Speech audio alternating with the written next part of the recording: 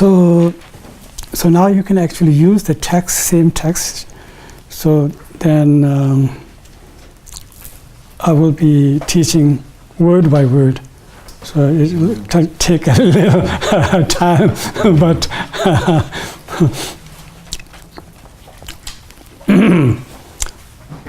so in order to teach Heart Sutra, we have three main chapters: preparation and actual text and conclusion. So we roughly finish the preparation, and now we are on actual text. So in Indian Master's text, there are 9 outlines for the actual text. So first, the title of the text. Second, the translator's homage. And third, preface. And fourth, entering the wisdom. And then fifth, the definition of emptiness. And sixth, the object of the wisdom. And seventh, the qualities of the wisdom. And eighth, the results of the wisdom. And 9, the mantras of the wisdom. So there are actually 9 outlines. So now I'll go back to the first outline, which is the title. The actual title is Bhagavati Prajna Paramita Hridaya. That's the actual, the title of the Heart Sutra. So there are lots of also debate on these questions about, some texts, some sutras, different, publication or different copies. Some text has a different title, such as instead of saying Bhagavati Prajna Paramita Hridaya, sometimes you can see only Prajna Paramita Hridaya. Or sometimes you can see Arya Prajna Paramita Hridaya. But in my text it says Bhagavati Prajna Paramita Hridaya. So Hridaya means heart, right? Okay. So in a way, the Heart Sutra, of course, correct translation. In Hindi, Hridaya means heart and sometimes means mind. So it can be also the essence. Hridaya means essence. So I translate it as the essence of the Bhagavati Prajna Paramita. So the essence of the Bhagavati Prajna Paramita. So Prajna Paramita, actually, as I mentioned last time, there are so many Prajna Paramita sutras, so many, like 100 billion and so on. But in reality, right now, at this moment, we have 3 main Prajna Paramita sutras. One is 100,000 stanza, and 25,000 stanza, and also 8,000 stanza. So these are still intact, and they are translated into Tibetan. So we still have that. So first has 12 volumes, second has 25,000 has 3 volumes, and then 8,000 has 1 volume. So many people have this text in their home. So it's very holy text. So this Heart Sutra is only a few pages, maybe 2.5 pages or something like that. So this is all those 12 altogether, 16 volumes. So like in a only how to say condensed in only a few pages. So that's why it's called essence or the heart of the Prajna Paramita Sutra. So now that's the title, Bhagavati Prajna Paramita Hridaya. So now I'll go to the second outline, which is the translator's homage. seems very simple, right? Translators' homage. When translators, Tibetan translators, when they translate certain sutra into Tibetan, and they pay this homage to the certain deities or higher objects, so that their translation can be very successful, so no hindrances. So, which is why the translators, actually they make homage. So this second one is called translators' homage, which is I pay homage to the Bhagavati Prajna Paramita.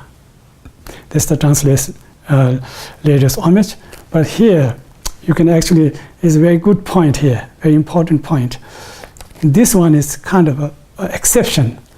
Usually, you can, when you open the text, you can see the translator's homage. You can tell exactly which basket or Tripitaka this belongs to.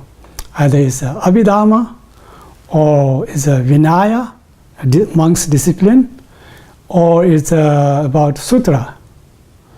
So Sutra talks mainly about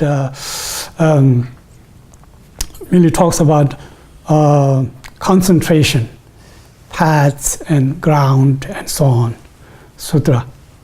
And then Abhidharma talks about wisdom. And then, of course, Vinaya talks about monk's discipline.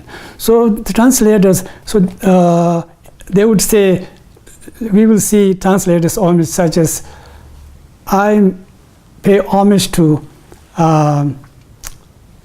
all omniscient, the omniscient one, meaning Buddha. So that means now you can tell from the translator's homage, oh, this text sutra is belong to Vinaya Sutra. So Vinaya Tripitaka. And if you see, I pay homage to all the Buddhas and Bodhisattvas, then you can tell this sutra or the text belongs to the sutra, or called Sutra Tripitaka, or the basket. And then if you see, I pay homage to the youthful Manjushri, then you can tell this text belongs to the Abhidharma. So they actually the Dharma king, they made this rule for the translators, so that people can just, when they open, oh yeah, I want to see this. Oh, this text is all about wisdom, and this text is all about the concentration, related to concentration or the samadhi, and then this book is all about Vinaya. So you can tell from the translator's homage which of these these three Tripitaka this text belong to. So that's quite interesting. So maybe this one is exception, but usually you can see that that way. So that's quite important, helpful to understand that one. So translator's homage, and then it comes a preface. So preface is in Tibetan Lingshi. Lingshi is all the story, the history of the text. History of the text. Ling in Tibetan means to speak. Shi means cause. So the causes of the speech or the teaching is called Lingshi, preface in Tibetan. So that means without it tells this, the preface will tell who was the teacher, who were the students, and where was the place, took place, and so on. So without the teacher, without the disciple, So this text wouldn't be possible or wouldn't be, taught. So that's why it's called Ling Shi, the causes of the teaching. Ling Shi, preface. So here, preface starts from thus have I heard, and then ends at the gathering of the Sangha of the Bodhisattva. So this part, so probably you won't see, but this is different, but we will get there. Okay, so thus have I heard. So the preface or Ling Shi starts from here. So now, in order to explain that, I have to talk about 3 councils. So we will talk about that. So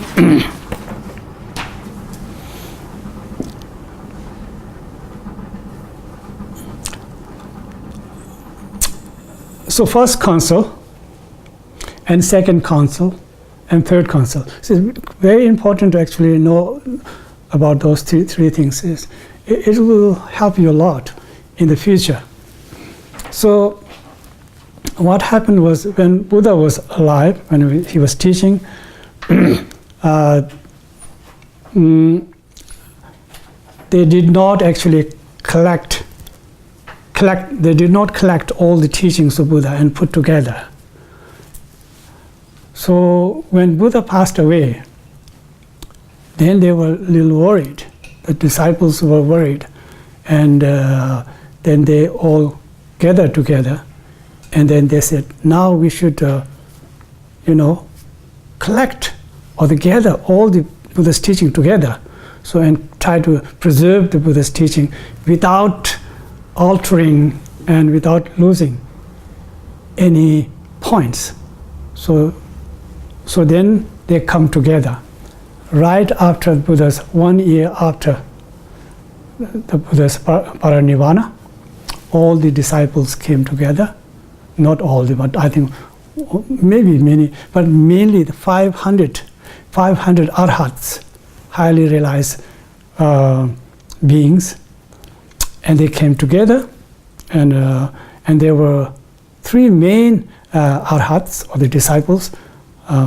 Mahakashapa, very, very famous, and Ananda, Buddha's cousin and attendant, and the third one was Arya Upali. Upali. So there's three main counselors. So then each of the counselor, they took responsibility to gather different baskets. Like Ananda took the responsibility of gathering all about this Sutra. Sutra is actually quite vast. It's not easy. Like all the Abhisamaya Alankara teaching are very vast. Madhyamika is a lot smaller. Less extensive than Abhisamaya Alankara. So Abhisamaya Alankara is huge, like that. So Sutra is very big topic. So Ananda has a tremendous knowledge, and he heard almost all the teachings that Buddha had taught. So he had the biggest responsibility, I think, to gather the Sutra basket. And then Mahakashapa, very senior, even Buddha respects him. So he's very senior, very highly realized, and also very scholar. So he collected all the Abhidharma Abhidharma text. And Upali,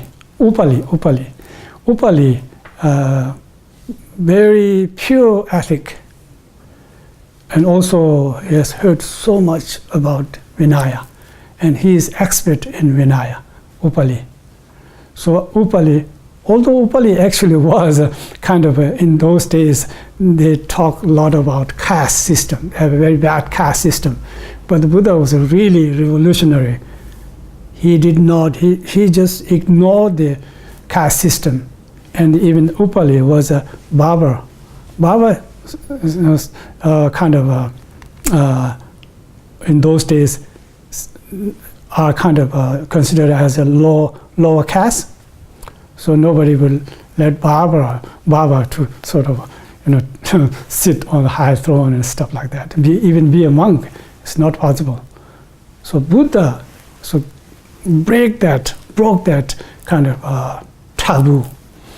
And so Upali is one of those holy arhats. So then Upali, very scholar about Vinaya texts. So he gathered all the Vinaya texts. Maybe there's one story, maybe I should tell that story. One time,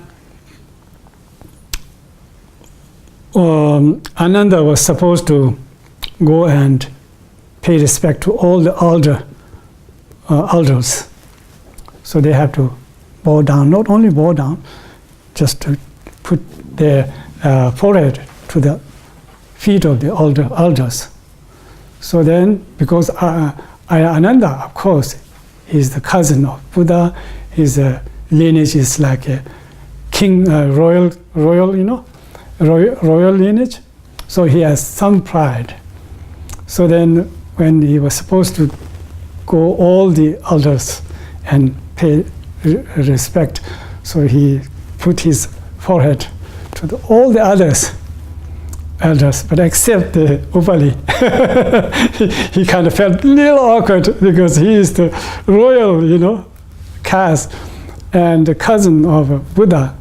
So then he left. Then the Buddha said, no, come back.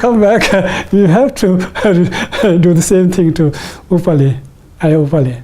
So like that. So Upali is a highly respected and wonderful, pure ethic.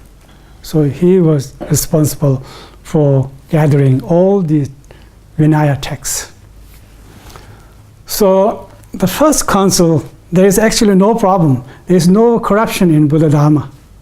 Simply they are gathering the teaching together.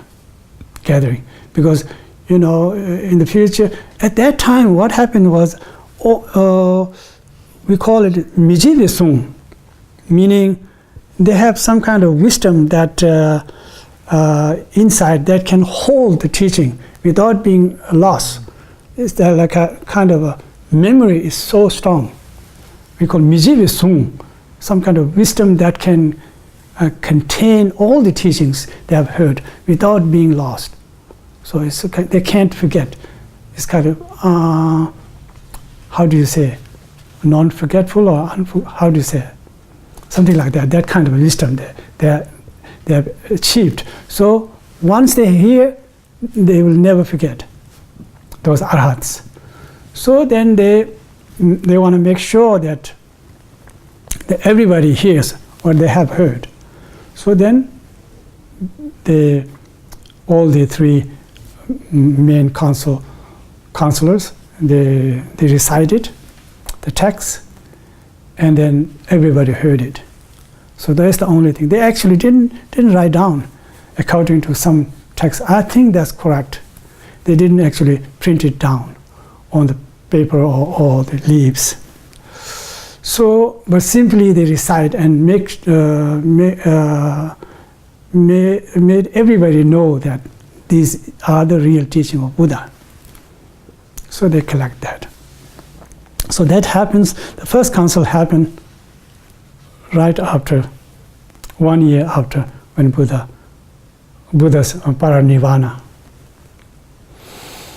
Then second, now I'll tell the story. So at the first counselor who gathered was Ananda. He was given the privilege to gather at first. So, and they were of course very emotional because Buddha passed away. And so then they put, we call namjar, that monk's robe, the yellow robe, had two, one bigger one and one smaller one. So bigger one is called namjar. It's called namjar. And so they put all the 500 arhats, they put the namjar on the ground and stack one on each other, and then made it into a throne. And then they requested Ananda to gather the text. So Ananda, very emotional, of course. They just lost the teacher, and they were very emotional. So then he faced towards Sharvasti. Sharvasti is in kind of in the eastern side of India, or Bodh Gaya, and then or in this case Rajgir, right? So then Ananda, first he paid respect to all the elders, and then he climbed on the throne and folded his hand and faced towards Sharvasti. Sharvasti is the place where Buddha actually spent most of his time, I think at least 23 years. So this is the very, very holy place, Sharvasti. So in Tibetan it's called Nyi Sharvasti. So then he faced to the Sharvasti, and now he is kind of really, tears rolling down, just couldn't stop, because he remember when he start, thus have I heard. So then he was like crying, he couldn't stop, just crying and crying, just folding his hands like that. So actually this is very powerful. Just thus have I heard. Just that one word has a tremendous power of reminding impermanence. I remember 20 or 25, maybe even 30 years ago, His Holiness Dalai Lama gave 8,000 sutra, stanza sutra, and there's another text, and there's also Avisamaya Alankara, 3 texts together. Now we will never receive that, never, ever, at least from His Holiness. So I received only once. That time when His Holiness read that same thing, and thus have I heard. His Holiness just cried for quite a bit long time, because of this really reminds you of the impermanence. Thus have I heard. So thus, very long time ago, right? Just once like that. So it's kind of really powerful just to recite just thus have I heard. Powerful, powerful reminder of impermanence. So now we'll start. Then I have to go back. So that's the first council. So then he sat down, Ananda sat down, and he spoke. He started reciting all the teachings he had heard, received from the Buddha about the Sutrayana. Sutra basket, or the Tripitaka. And then the 2 others followed the same thing, and they also gathered. And so that's kind of the place where this first council took place was Rajgir, and the sponsor was Ajatashatru, king, Dharma king. His father was tremendous, wonderful king, Dharma king. He was disciple of Buddha, wonderful king. And Ajatashatru, really nasty. First, when he was younger, he was so wrathful, so violent. And he even killed his father. So then he regretted so much. So he almost died because of regret. He didn't sort of exactly hit or anything like that, but he put his father in jail. And then, maybe I should tell this little story. So one time, the Ajatashatru, I think he has at least 2 sons, according to this Vinaya Shudraka Vastu, one text, Tibetan called Lungtingse. So according to that text, at least he has Vinaya Vastu, according to Vinaya Vastu, King Bimbisara has 2 sons. So older one and younger one is Ajatashatru, the king. Later he became king. So when he became king, because he has very bad influence of what is his name, the cousin of Buddha. What's his name? The nasty one. In Tibetan we call Devadatta. So Devadatta, very nasty. So he told Ajatashatru, you should do something. We should do something, he said. He said, Devadatta, actually he was a cousin of the Buddha. But he was so competitive, so jealous about Buddha. He said, he's so famous, why not me? And he tried to compete with Buddha, but he could not. He failed all the time. So he has this anger inside. So he wanted revenge.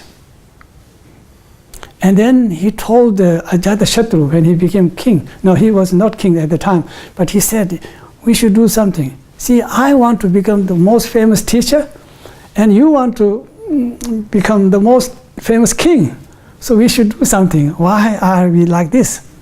So he said, Ajatashatru said, what should I do? You should kill your father. Then I should try to do something even with Buddha too, my cousin. So that's okay. So then that's why they became good friends, Devadatta and Ajatashatru. So he had bad influence. So then he put his father in jail, prison. And Ajatashatru has a son, young son, and then he always had this some kind of a pimple, and pimple burst, and then the little boy said, "Oh, father, he's crying." So the Ajatashatru's mother, she just kind of sucked that one, and then that made the child calm, soothed him. But he couldn't do that.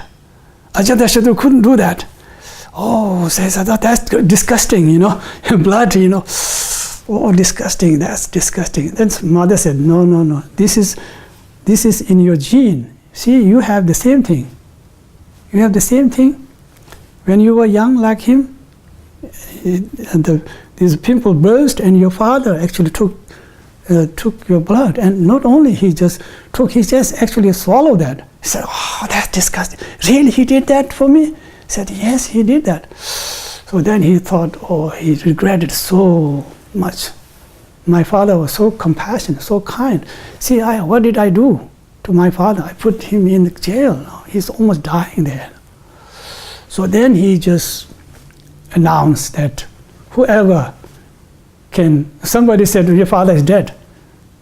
That he doesn't know. He wasn't sure. He was very weak. So then he announced, saying that whoever gives me first this news of my father is alive, I can give a big reward for that person. So everybody just rushed to the prison.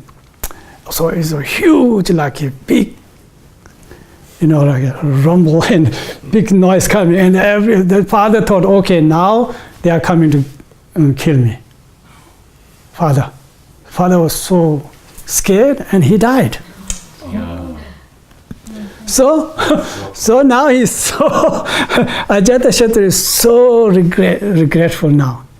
He could not eat, he could not sleep. So now he was so almost dying because of the regret, this remorse. So then Buddha actually kindly taught him, Makete Kyosejido, removing the remorse of Ajatashatru, the sutra called. Beautiful one. Then he was able to actually overcome that sadness. And then he was functioning. So then he became really wonderful king. So now you can see that when Buddha passed away, he was the sponsor for the first council. So then now the second council happened 110 years, exact 110 years later. These two there's no question about it, because this is in Sutra, clearly mentioned in Sutra, especially Sutra called Shutraka Vastu, one of the three, one of the four Vinaya texts, very important. So in that text, it's clearly mentioned about the second council, which took place 110 years later. The reason for that is there was some corruption. The first council has no corruption. Simply they were gathering teaching together. Second, because now there is no Buddha and teachers are, all the seven successors. What was they were all gone. So now teaching is slowly being corrupted. So then they dispel that. They come together again, 500 arahats again came together, and then they dispel the corruption, and then they gather the pure, preserve that teaching. So that's the second council, and that happened exactly 110 years later. And place was where was the place? I think that was Vaishali. It's quite near Bodh Gaya and so on. Called Vaishali. And the sponsor was Ashoka, King Ashoka. So some say it's not King Ashoka, some other. But according to many texts, Ashoka was the sponsor. And then third counselor. So now this is a huge it poses lots of questions, because now it's not recorded in the text. So now people are not sure when did this take place. So some say 160. So that's kind of quite many scholars say 160 years later. Some say almost 400 years later. Longchen Ramchamba, Nyingma Longchen Ramchamba says almost 400 years later. Maybe sometimes it makes sense, a little bit sense. And the sponsor, the place was Kashmir. Kashmir has many scholars. One time I checked how many Kashmiri. Right now is a Muslim state, right? Islamic states kind of. But before it was the source of Buddha Dharma, one of the sources of Buddha Dharma. So many scholars. I one time checked how many scholars were there. I had that in my dictionary. Now I don't remember. At least 40-something scholars from that Kashmir. So really, so this third council took place in Kashmir, and the king, the sponsor, was under the patronage of King Kanishka, very famous Dharma king, Kanishka. So that time, of course, very corrupted, became quite corrupted, and there were lots of arguments within. Sorry. This is 110 years after Buddha, or 110 years after the second? After Buddha, Buddha passed, Buddha's paranirvana. Okay. Yeah. 160. All of this, 110 also same after the paranirvana of Buddha. Yeah. And some say 300 or something. Some say almost 400. But I think,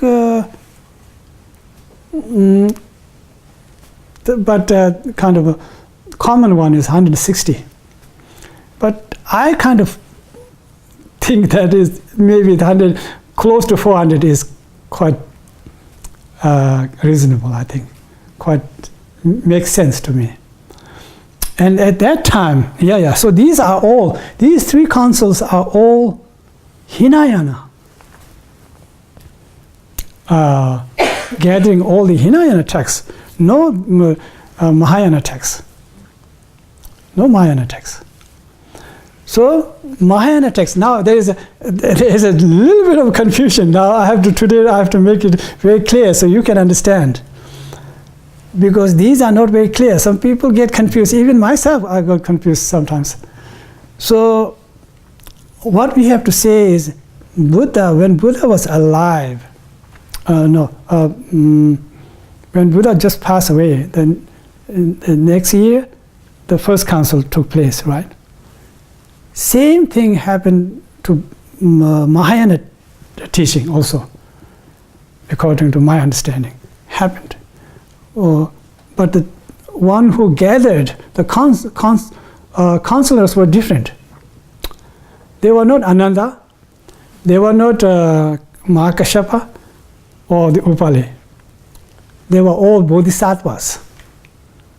And this was mentioned very clearly in Baba Viveka's great scholar, I think 7th century, 6th, maybe 5th century, maybe Baba Viveka, great master, scholar.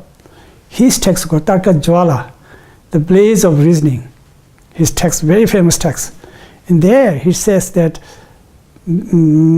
Mahayana teachings were collected or they gathered together by those 8 bodhisattvas, like Manjushri, Vajapani, especially Vajapani, and Kundu Sangpo, Samendra and Kagarbha, Akasha Garbha, and so on. There are 8, and also Maitreya, Bodhisattva Maitreya. So those were the members or scholars who actually gathered Mahayana texts, gathered together Mahayana texts. So then, of course, excuse me, but they were not printed or recorded on the paper or on leaves. So now the question is, when did they actually gather together? Because it looks like they lost all the Mahayana. Because when those bodhisattvas passed away, or maybe went to other planet, is also not too clear. And so then, who has the teaching now?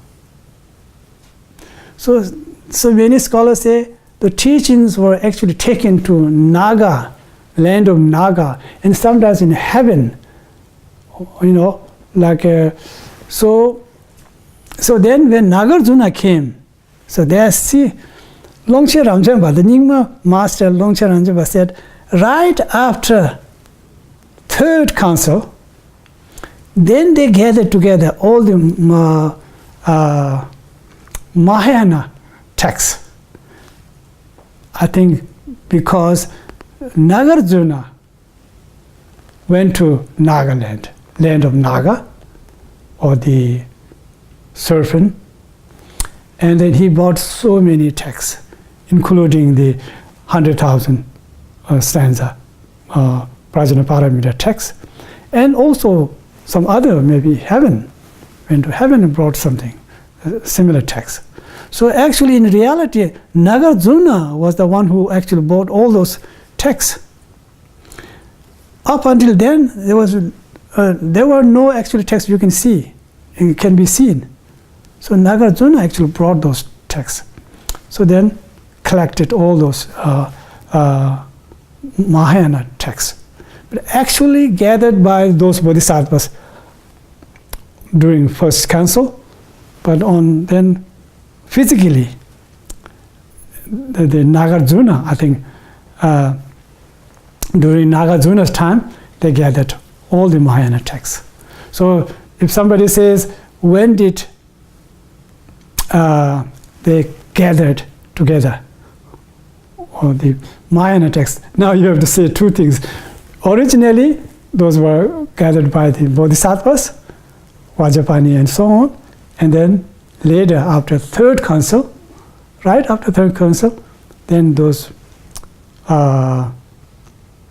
probably Nagarjuna collected. Nagarjuna and many other scholars, they collected. So it's kind of little unclear in between what happened. So I think now we have to stick with that, because Nagarjuna, actually name got from there.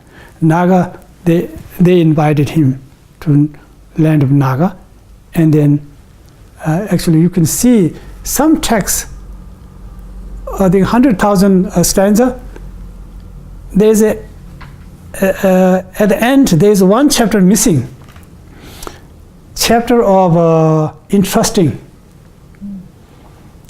The other text you can see, like 8,000 stanza, you can see there is that chapter, but 100,000 is missing. Why? They say that Nagas, they kept that one because they want Nagarjuna to come back again. So if you come back, we will give it to you. So then I think Nagarjuna couldn't go, so they kept it. But fortunately, that same chapter existed in the 8,000 and also 25,000 stanza. So like that. So these are the story of the three councils. Very interesting to, important actually, quite important to know. So these are the, so this is, this three council came from this one, the word, thus have I heard. Right? Now, and so thus, the word thus, meaning in this way, or like this, right? So this looks very simple. If you see this in Vajrayana text, it is so profound, so profound. This thus in Tibetan, dike, in Sanskrit, evam, evam, evam. So evam, a represents emptiness, wisdom of emptiness. Vam represents bliss. So then you can go, I have like a half a page about this evam, just one word, and you can teach for maybe months, just for evam, very profound.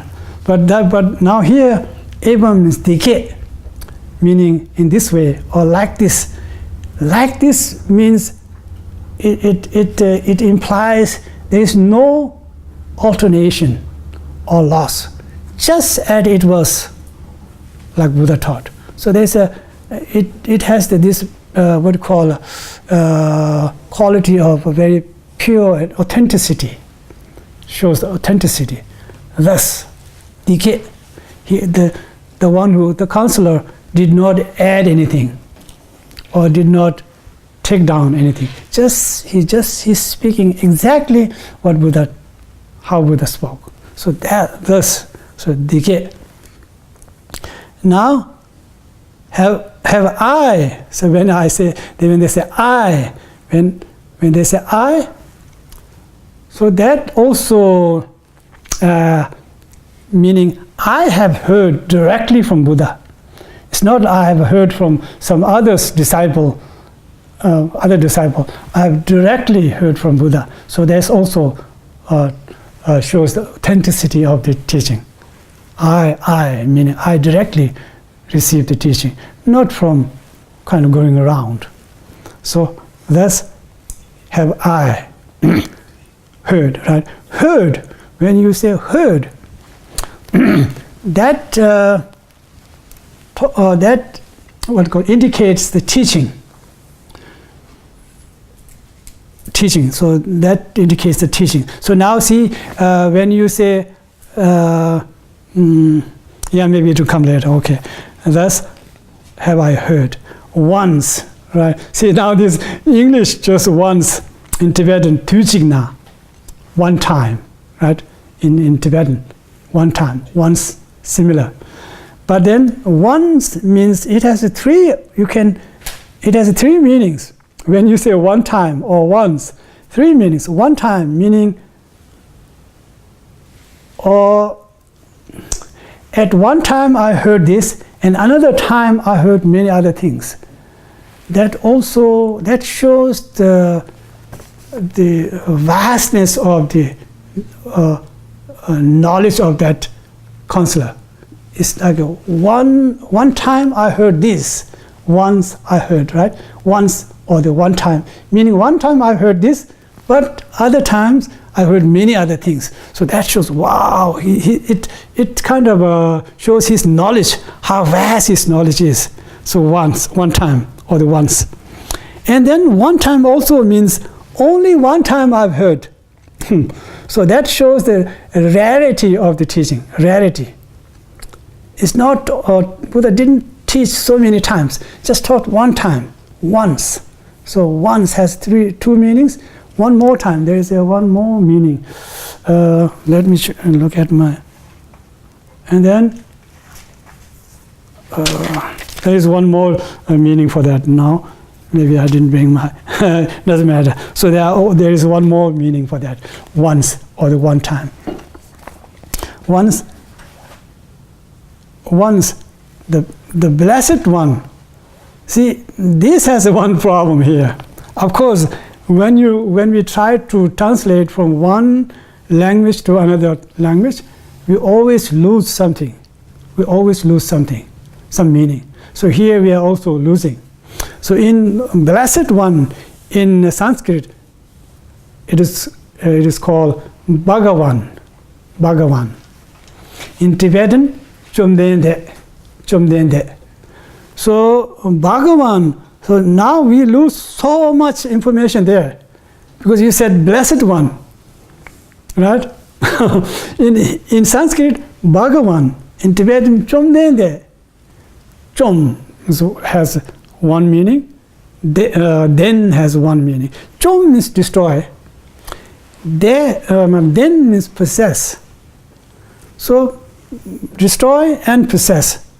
So destroy meaning Buddha had destroyed the four evils. The evil of klesha, the afflicted emotions, the evil of the body, or the aggregates, evil of the death, and evil of, what is that other one? Chidagati, Nyamamudi, Chidagati. Now I've heard Pumbudu. Do you remember? Heavenly Son. Sorry? The Deva. Oh yeah. That's good. Yeah, Lepidu. Heavenly Son. Yeah, those four evils, Buddha destroyed those. So-called Chom, Bhaga. Bhaga means destroy.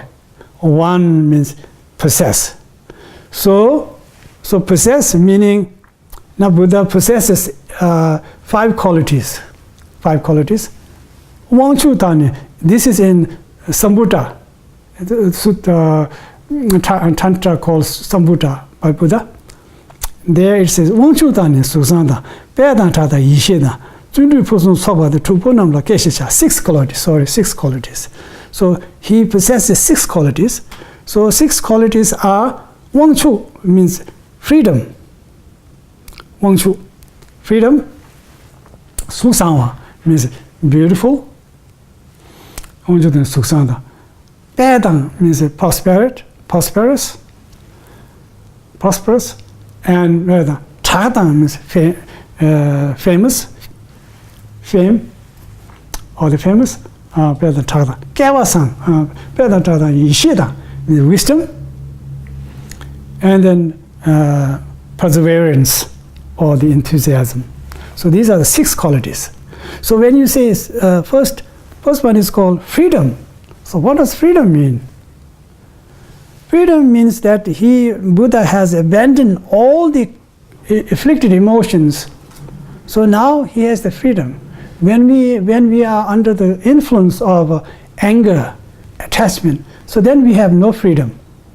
We have no freedom. We are bound in samsara. So Buddha abandoned, eliminate all of these afflicted emotions. Now he has the freedom.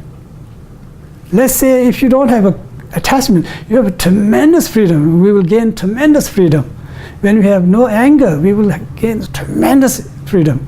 Even if we mitigate, a certain level of anger, we will gain tremendous freedom. So then not to mention, eliminating from the root. So that's called freedom. Wangchu in Tibetan, Wangchu. Suksangwa means very beautiful body, meaning that Buddha possesses the 32 major marks and 80 minor marks. So like Shashav and the Riveshavs. So just maybe give you two examples. The palm of the hands, Buddha's palm of the hands, also at the heel. There is marks, beautiful marks like chakra and so on. Like you can feel, you can see. It's not, some people get confused with the real, like a wheel. That's not real wheel at the feet. They think when there's a chashav college and a riveshav, it doesn't mean that just, how to say, the picture or the kind of a mark. Mark, yeah, that's a mark. Mark of the wheel, here. So these are supposed to be very special mark, because ordinary people don't have that marks. So chashav college and the riveshav. So see, look at our palm. Is kind of a hollow, but Buddha very level, no hollow. Even the feet is very level. So these are the marks of the Buddha, and golden color, and so on. So many. So there are 32 major marks and 80 minor marks. Because when you possess all those marks, you automatically, of course, you are beautiful, right? And also in reality, just looking at Buddha, and even his brother, younger brother, Nanda, not Ananda, Nanda, his younger brother, half brother, extremely beautiful, how to say, handsome, so handsome, very handsome. Also he was he has tremendous this sexual desire also. He is kind of little crazy. Buddha really tried so hard to make him, there are lots of stories. Today I'll just leave that story for the next time. So, but very handsome. The Buddha's whole family, I think. His half brother was extremely handsome. So you can say that a handsome body, prosperity, because he has all these realizations, not external material prosperity, not only material prosperity, because material prosperity, he just abandoned them. So he has inner this bit, what we call prosperity, which are all the paths, like realizations. So that's called prosperity. Of course, famous. Buddha was very famous. And Yishedang, he has the omniscient wisdom or the omniscient mind. And then last one is called Tundru, or perseverance, because he always tried to help work for the sentient being without any, stopping, without any,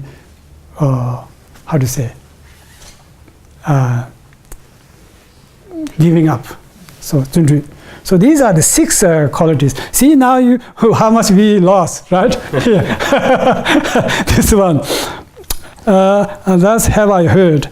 Once the blessed one. So here only you can only hear and get his blessed one, right? But in reality, Bhagavan. So Bhaga, destroy, one, possess. Okay. Bhagavan was dwelling in the Rajgir at Vulture Peak mountains. So now here, Vulture Peak mountain. Maybe I should tell this one. When we recite Heart Sutra, it's very good to have you. Many of you have been to Vulture Peak mountain, right? It doesn't look very,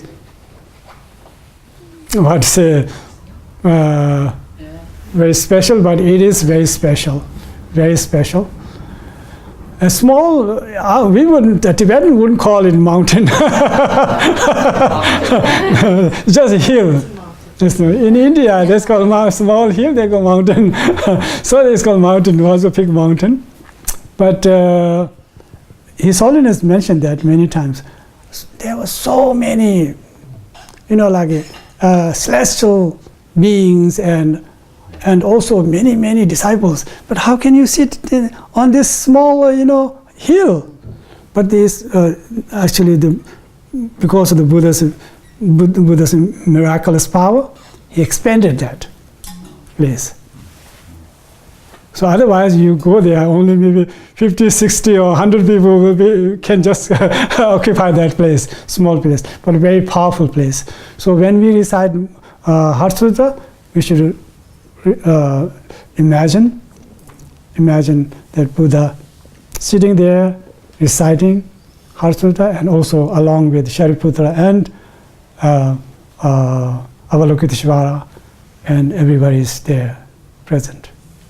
So when you do that, I think it will be very powerful. I remember Sharon and I, we were climbing up, and we saw, there's a cave, and we kind of go in the cave, and there's an altar set up, and we just thought, we didn't know the story, and then someone who knew about the cave and says, this is Ananda's cave.